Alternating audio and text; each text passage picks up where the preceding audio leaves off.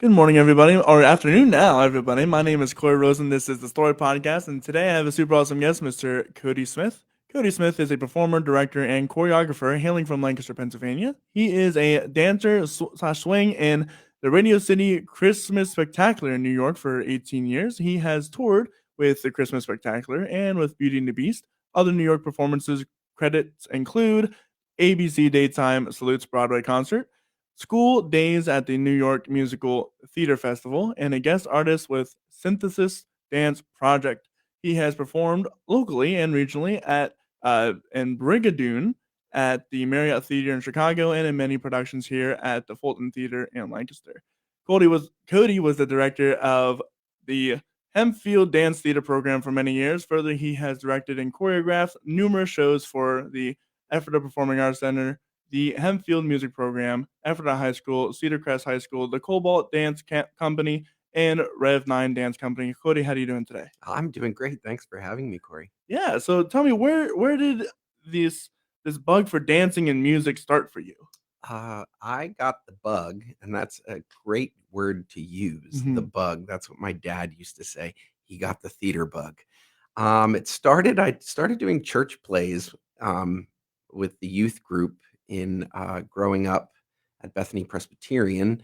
And then it wasn't really until I got to high school, to Hempfield High School, that I really found a love for theater. The program there is a really good quality, and the teacher that I had inspired me very much so, and I did um, all the musicals and the dance program. They have a dance program at a local public high school. No other high school I know, at least around here, has one, Hmm. and it's extracurricular.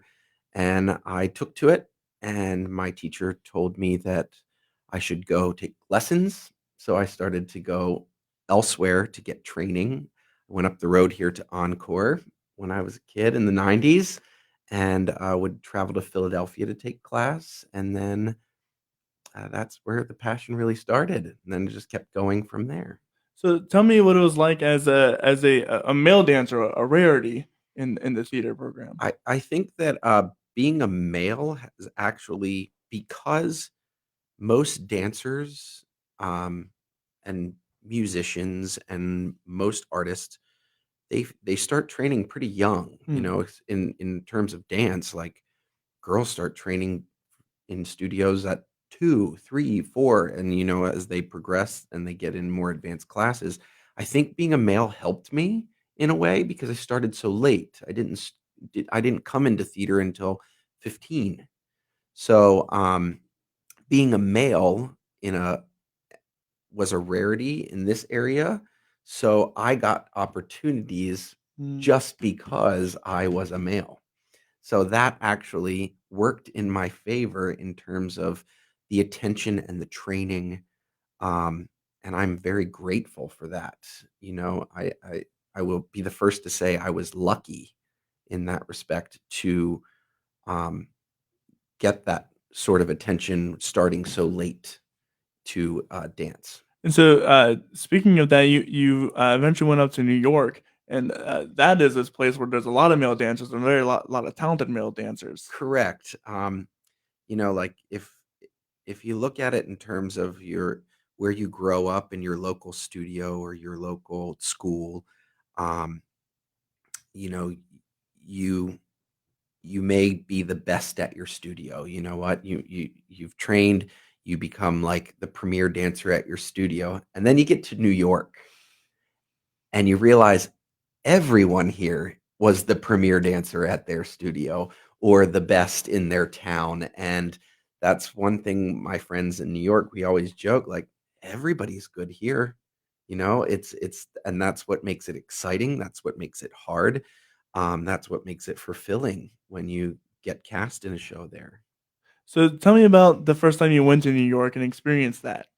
Uh, I actually, my story, I didn't get to go to college Hmm. for theater or for dance. I went for advertising to Penn State.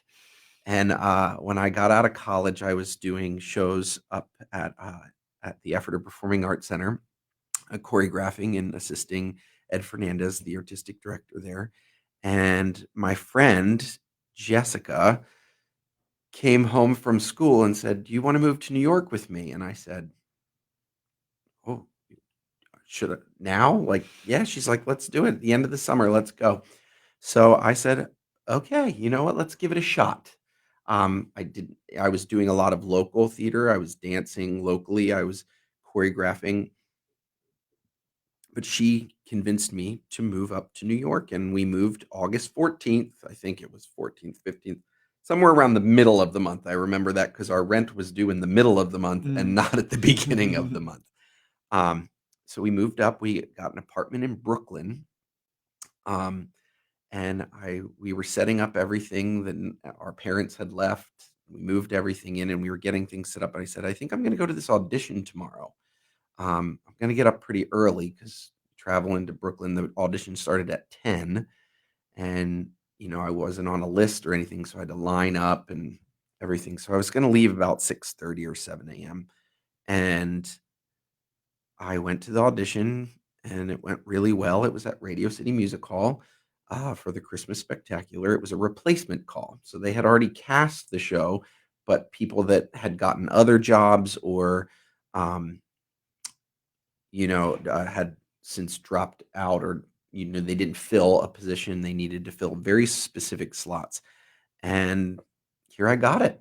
Day one, I got to New York, and then I thought, "Oh gosh, this is easy. This is great. This is amazing." And then I didn't get about the next 40 jobs after that. But I was lucky enough to continue to work at Radio City every year. I was blessed with that opportunity. So tell me about your time there. What were some of your favorite parts, or some maybe they everyone has that one time where they slipped and fell. Right. Well, things happen in live theater, but I think what I took away from my tenure at Radio City is that everyone always says, "Oh, you perform with the Rockettes," and well, I'm not a Rockette. I dance with the Rockettes in the show, um, but I think what I take away from that whole experience is that I was a part of something that has become an American institution. Hmm. It's an American tradition, something that lives in our collective psyche. The Christmas Spectacular radio, it almost defines New York at Christmas time, and it has now for almost 100 years. It started in 1933, I think. Wow. So we're getting close. Um, and uh, and performing at Radio City Music Hall, it's such a beautiful theater, 6,000 seats, built during the Depression to create jobs, along with all of Rockefeller Center there, and to look up out at 6,000 seats and the arches of Radio City is something that I will hold close to my heart for my entire life. And I got to do it for 18 years on that stage. Um, and I made a lot of great friends. Um, I feel very blessed to have had that opportunity.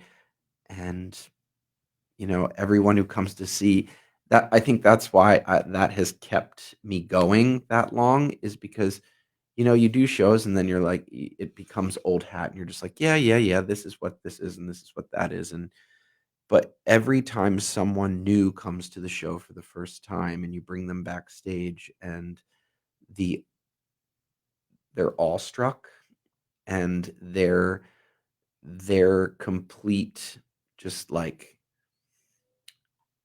emotional response to being in that space Hmm.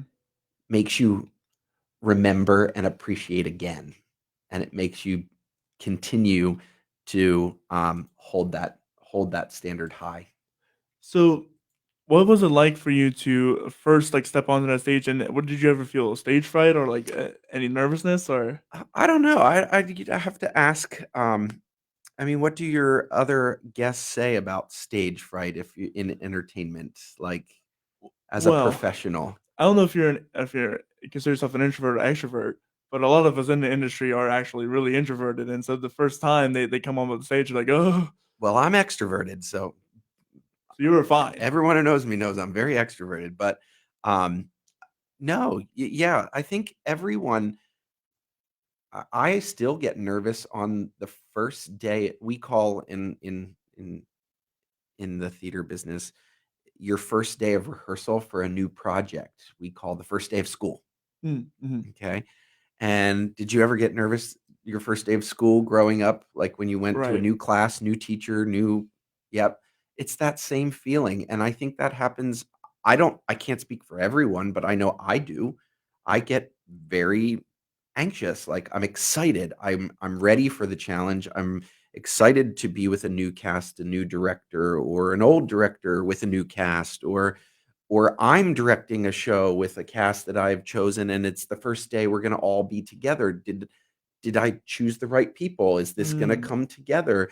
Um, and that is the same for performing that first time out in front of an audience. It's like, did we rehearse right? Did I do my best? Am I ready for this?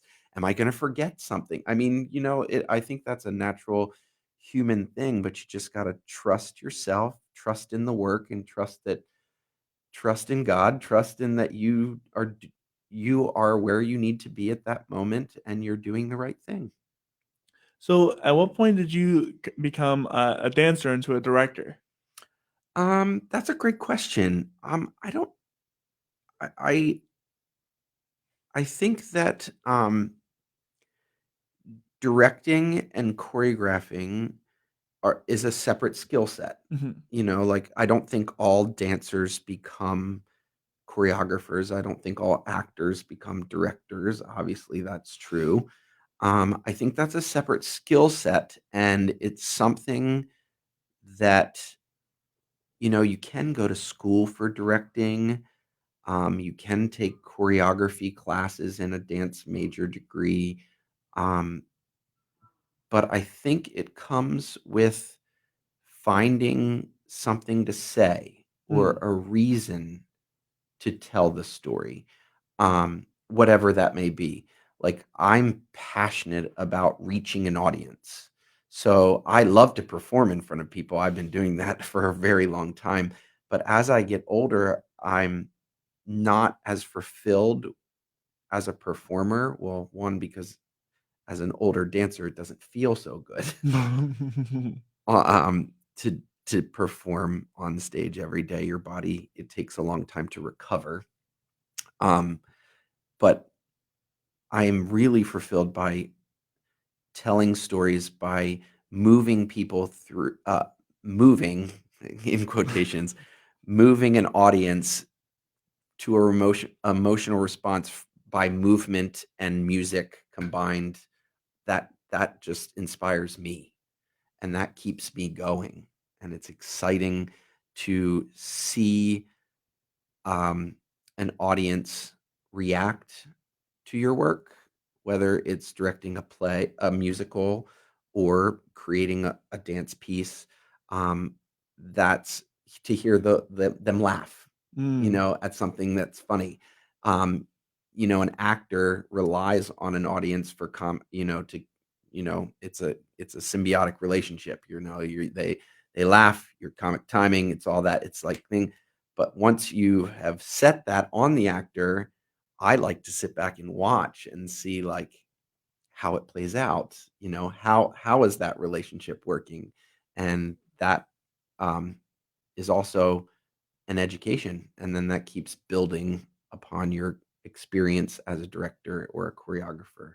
It's always said, Reggie Woods always goes to his performances, and he's always like, the audience is the last piece of the ensemble, the Oh last yeah, member of the cast. Reggie is right.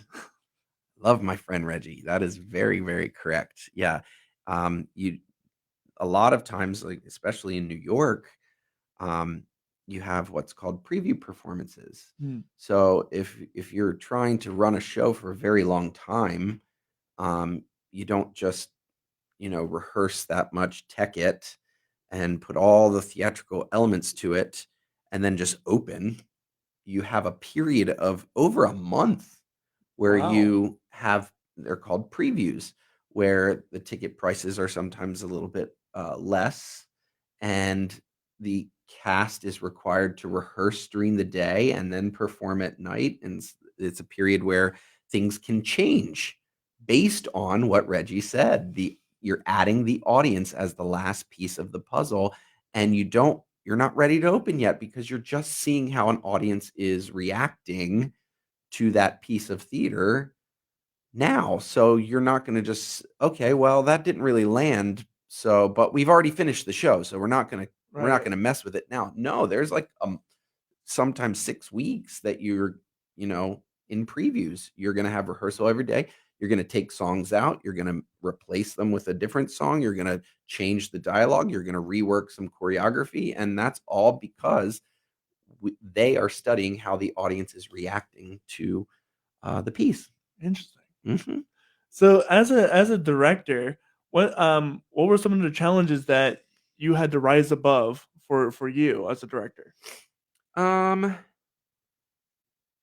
I think I don't, challenges. I think what you have to. I don't know if it's a challenge as much, or that it's something you have to rise above. But I think to be a good director, you have to have a lot of life experiences. Mm, If you've never been in love, how do you direct love? If you've never lost someone, how do you direct loss? Those are just two examples. So it's not necessarily a challenge, I think, but I think gaining that life experience.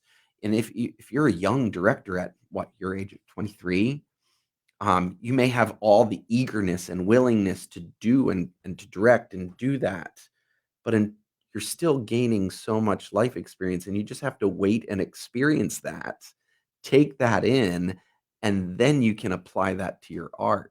Does that mm, make sense? mhm. So the challenge is kind of waiting until you've matured into a good director. You know what I mean?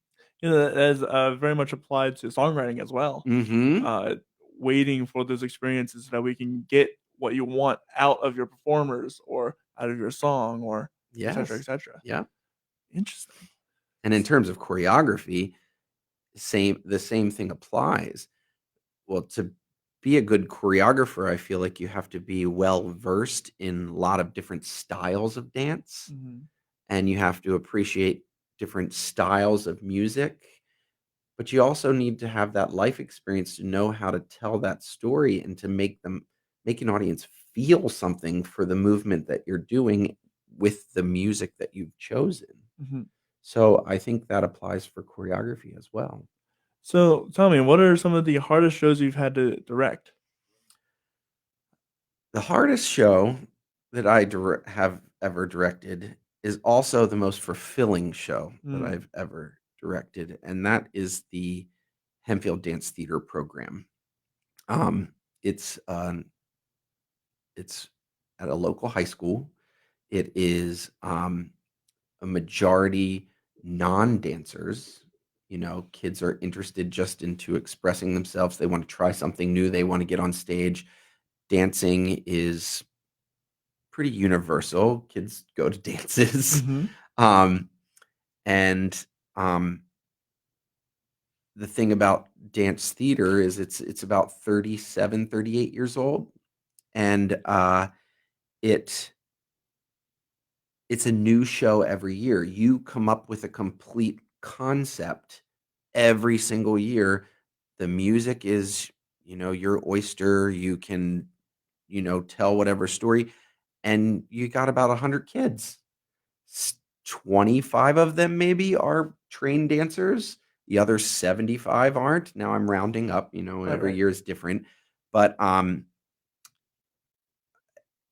that the concept that it is a new original work every year is very It's difficult. daunting. But Yes. then to have young students from high school age, ninth to 12th grade, who don't have dance experience, a majority of them, and who just are there to try something new, to inspire them, to get them to trust you, to get them to work really hard for you, and to create something that they're proud of as well as myself or the other directors, that is difficult, but also so rewarding.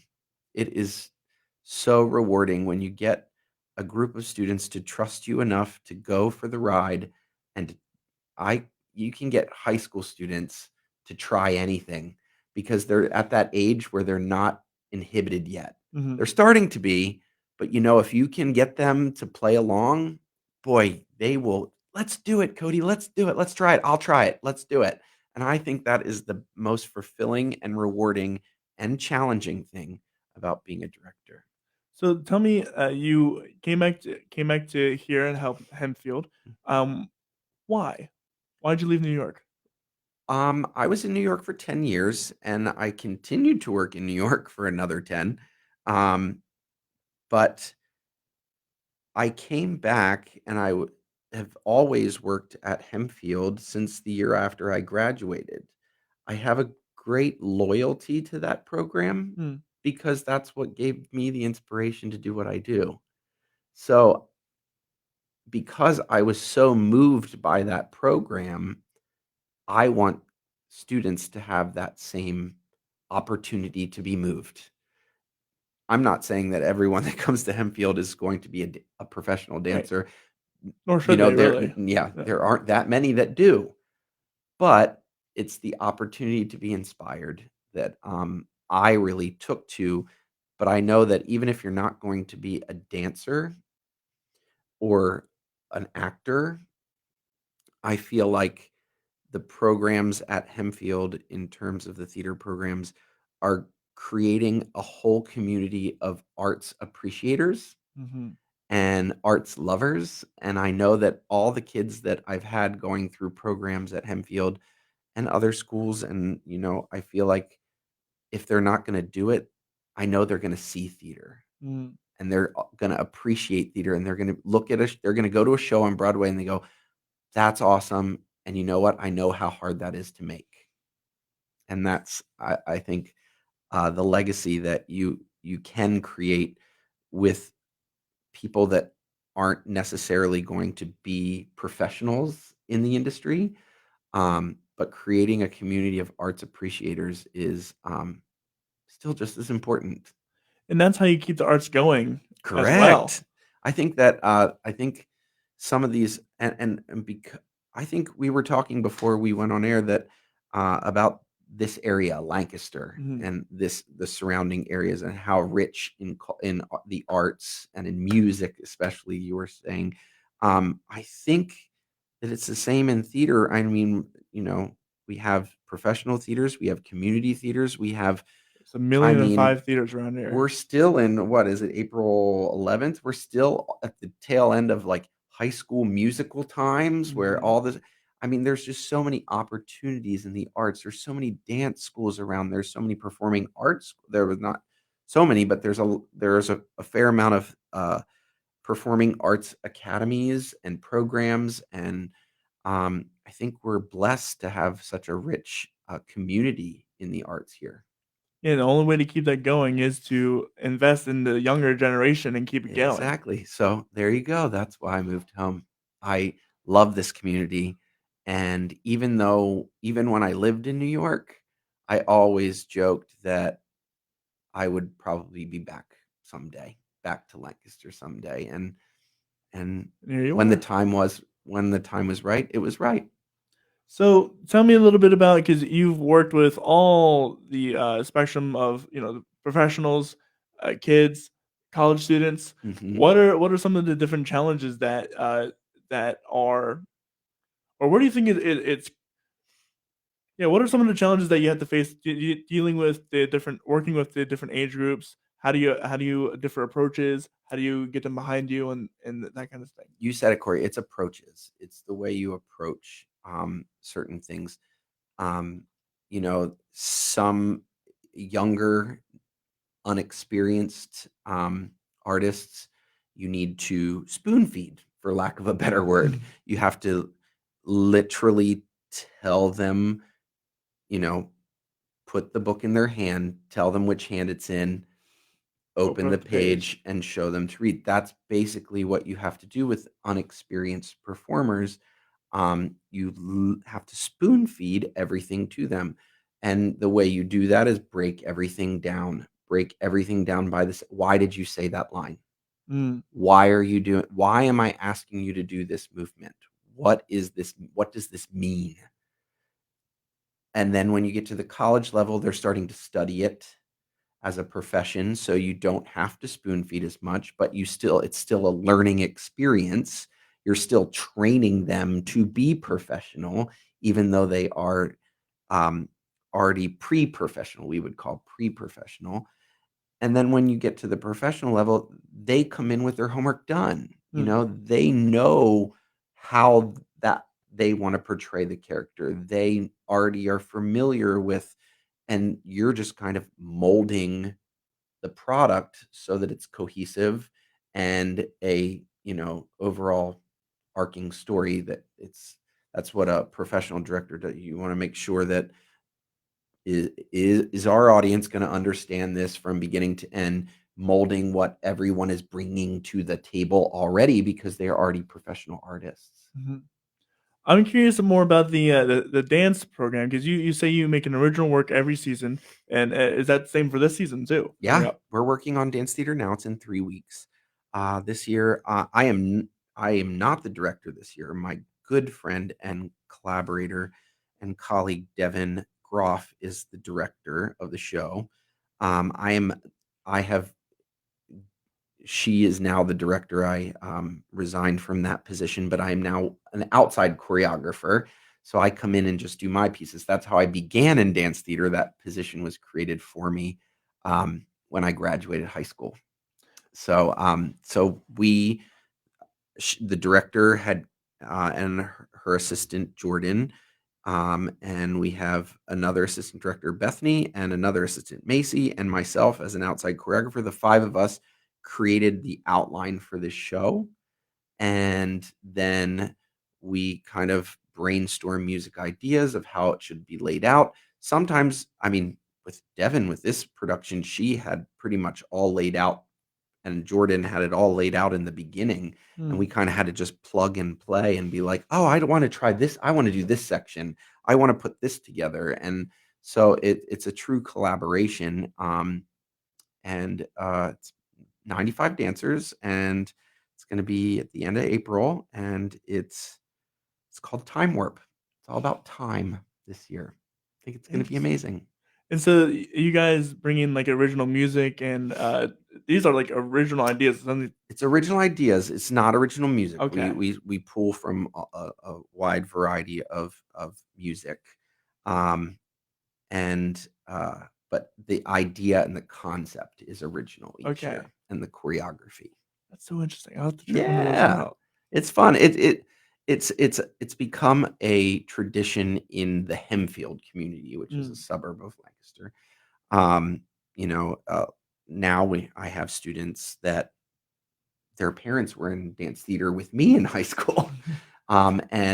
We have over 1,300 seat theater, and we sell it out every year, 3 shows. It's quite amazing, um, the impact that dance has had on that community through that program.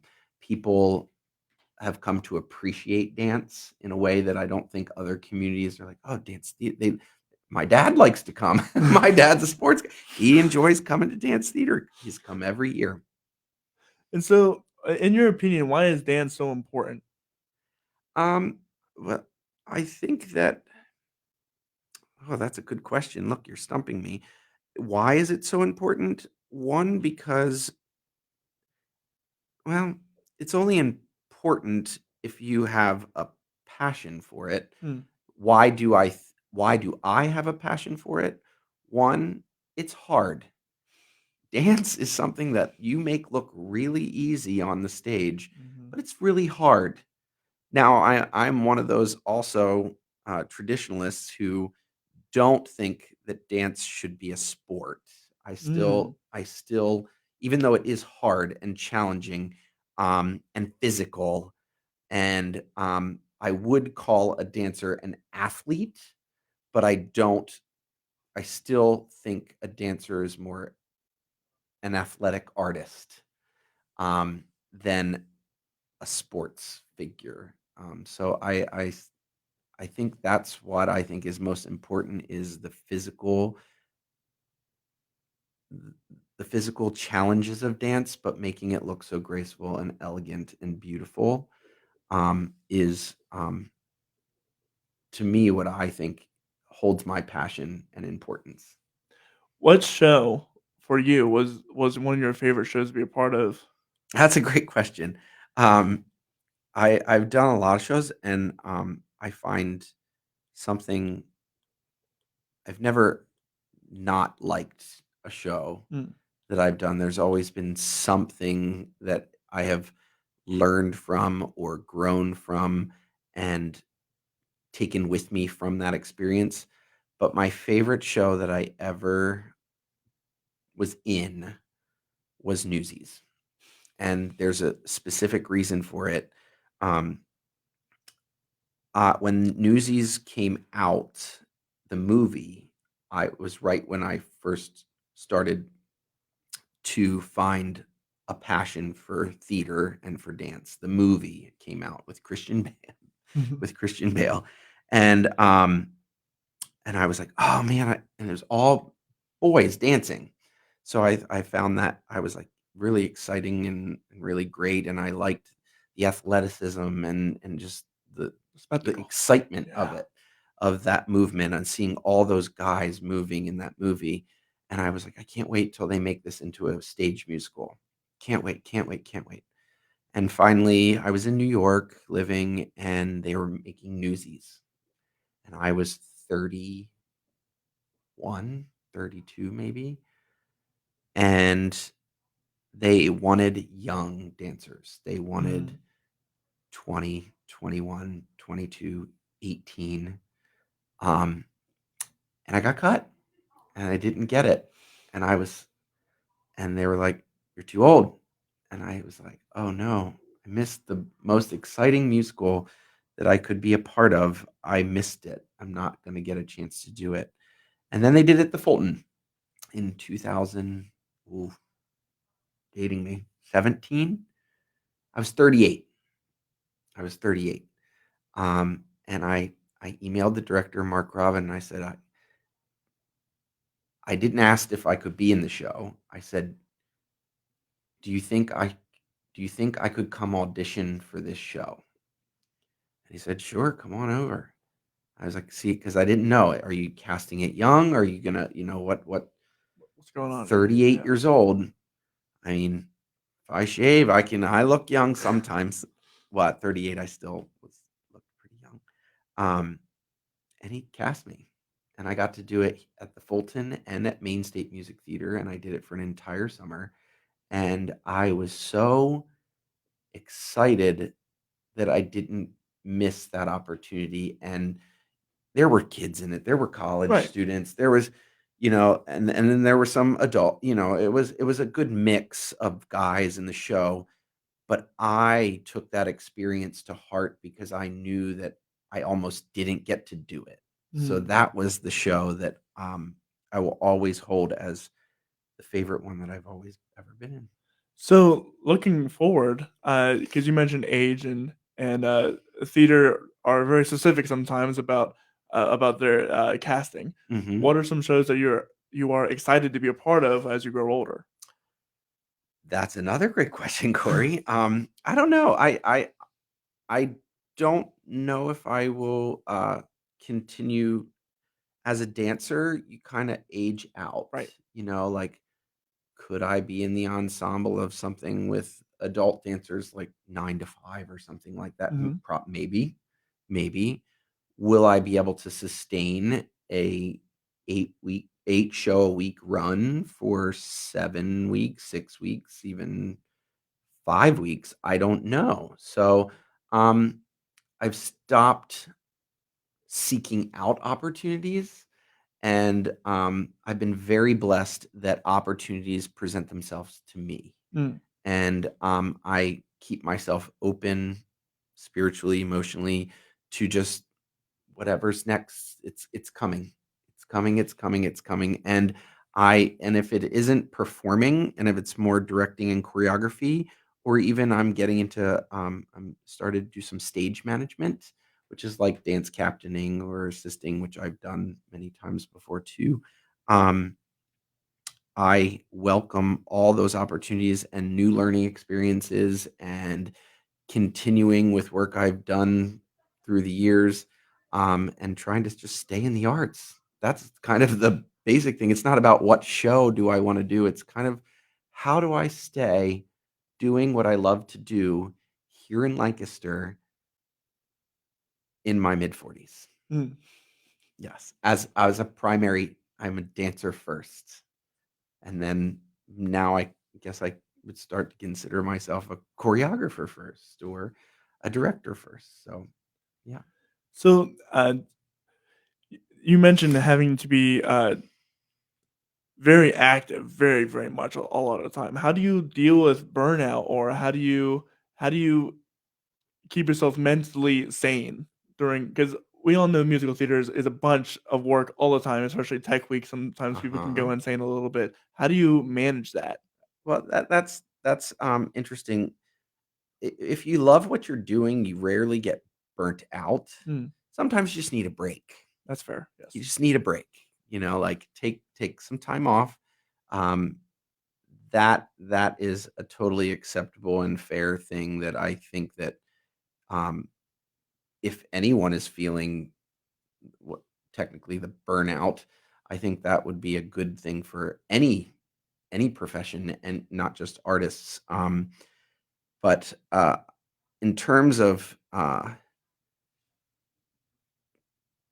you know uh, physical wear and tear on your body as a dancer, or I like the phrase, "Pain is just weakness leaving the body." You're Mm, always going to be sore. There's always going to be soreness. There's always going to be, and I mean, I continue to work out. I work out at Orange Theory Fitness. I love it. 5 days. I try to go 4 to 5 days a week. Um, but that you just gotta, if you keep your physical health up, your body up, then mentally, I think it will sustain you. You know what I mean? And yes, you're gonna hurt. yeah, There's gonna be soreness, it's gonna happen. but pain is just weakness leaving the body. So, as a Christian, I like to ask all my brothers and sisters in faith this question: what is worship to you? When do you feel most in tune with God? Um,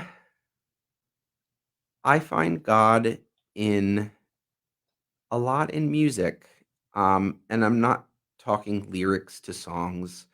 Um, I One of my favorite parts about church each week is the music, listening to the choir, listening to the organ. Easter was this Sunday, and our church has the Susquehanna Brass, and it's Mm. timpani, and it's so beautiful. It's my favorite. I tear up every year. Um, Christ the Lord is risen today, and the Yep, introit. yep. I remember it brings tears to my eyes. Every year it just comes flooding back, and we sing the Hallelujah chorus. I think music is such a part of um, of faith and in church, and that translates over into the theater. And I think that that inspires me, and that's where I see a lot. It's where I take God from church into my daily life in the theater is the music. So we're kind of running out of time here, so I'm gonna go on and ask more questions that I like to ask all my guests, Sure. and because I know you got to get out of here relatively quicker. And so, what is and we were kind of mentioned this beforehand. Now everyone has that story where they slip and fall, or what Hmm. is that one time where you you what is the funniest thing that's ever happened, or maybe one of the worst things to you on stage? Oh, okay. I'm gonna I'm gonna give it to you. It's embarrassing. Very first performance of the Christmas Spectacular, my first year in New York, not the tour. I did the tour first, but in New York, the show opens with a street scene, Mhm. and there's shoppers and a police officer and Santa with a bell and all these people going around.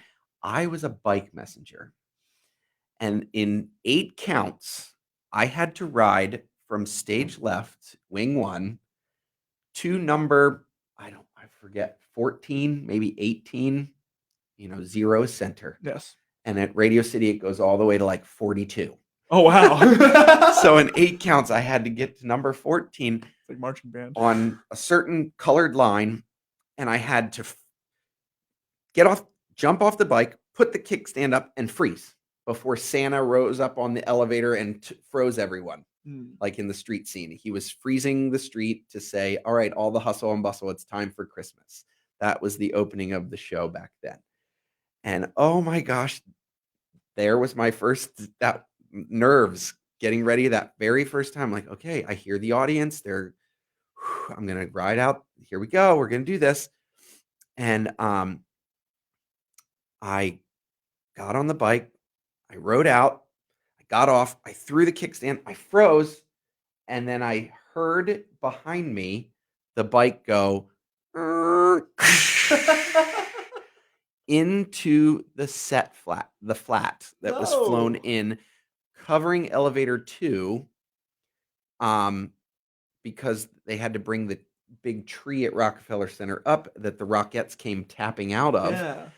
And I was like, oh my gosh, if I don't move this bike, I might stop the show. Like the show will have to stop because they won't be able to bring the tree up because I ran the bike into the flat. Oh, it turned out fine. Okay. It was fine.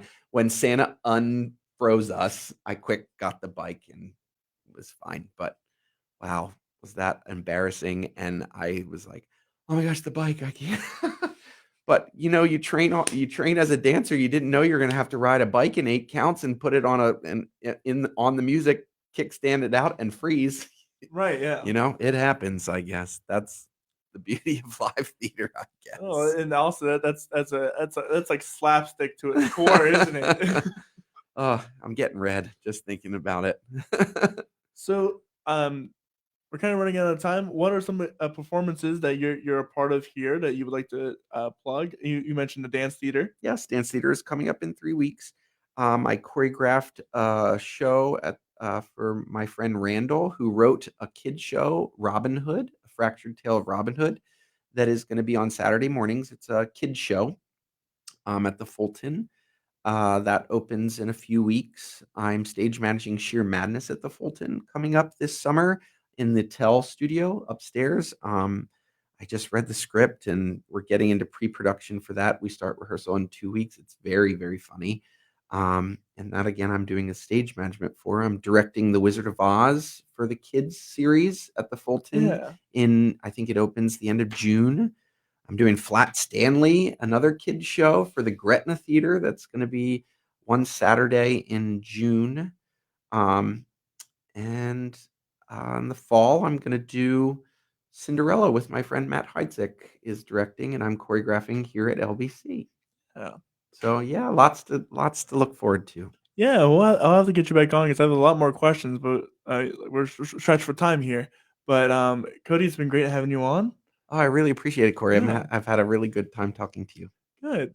If you want to find out more about my podcast, you can go over to CoreyRosaProductions.com. That is CORYROSEN. You can find out more of the projects that I am a part of there, and you can find out all of the things that are happening at the story, which are increasingly getting more and more. Mm-hmm. We're doing a songwriter studio where we're getting 3-4 other artists in the area. We're going to create within under an hour, create a song that is ready to go to a studio to produce. So if you want to be a part of that, please go over to there. We are also ramping up our single and album reviews. So if you want your music to be reviewed by a fellow artist in the area, you can go over to our website and do that there. Upcoming this weekend, we have Home is Where the Art Is. That is a singer-songwriter song round event that is happening. It's ongoing, run by Amber Nadine and Dan Griffin, who are doing a really great stuff over in the New Cumberland area. So I'm really excited to talk to them about that. And this Sunday, we have Grant Bryan, who's a local country artist at 2 p.m. Monday, we have Jessica Smucker, who is a local singer-songwriter who has done incredible songwriting rounds at Zotropolis. So I'm excited to talk to her about all of that. And that is about it for that week. So, and December April 23rd is our award ceremony where we're gathering all the people from the past year on the podcast, and we're gonna have a great jam session, music throughout the night through from from the people on the show, and we're just gonna give little accolades to people that I think deserve recognition in this show because you can never have enough accolades, right? No, no. So stay tuned for that. If you would like to come out to that, that's April 23rd, 4 p.m. Switchboard Studios above Columbia Kettle Works in Columbia, PA. With all that said, I hope you guys have a wonderful rest of your day, and we will see you guys later. Bye.